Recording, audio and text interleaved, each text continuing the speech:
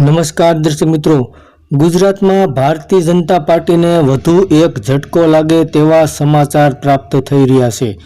કારણ કે 2024ની લોકસભાની ચૂંટણીને લઈને ભારતીય જનતા પાર્ટી દ્વારા 5 એવા નેતાની નિમણૂક કરવામાં આવી છે, જેઓ વિરોધ પક્ષના કાર્યકરો, વિરોધ પક્ષના એમએલએને તોડી અને ભારતીય જનતા પાર્ટીમાં જોઈન્ટ કરી રહ્યા છે.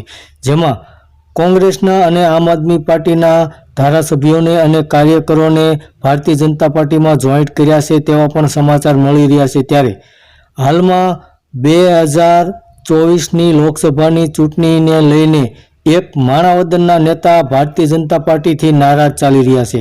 તો માણાવદરના જવાહર ચાવડા એમએલએ હાલમાં ભારતીય જનતા પાર્ટીથી નારાજ ચાલી રહ્યા હોય એવી રાજકીય વર્તુળોમાં ચર્ચા ચાલી રહી છે. તો આ જે જવાહર ચાવડા છે તેઓ પહેલાં કોંગ્રેસના કદ્દાવર નેતા હતા, કોંગ્રેસના દિગ્ગજ નેતા હતા.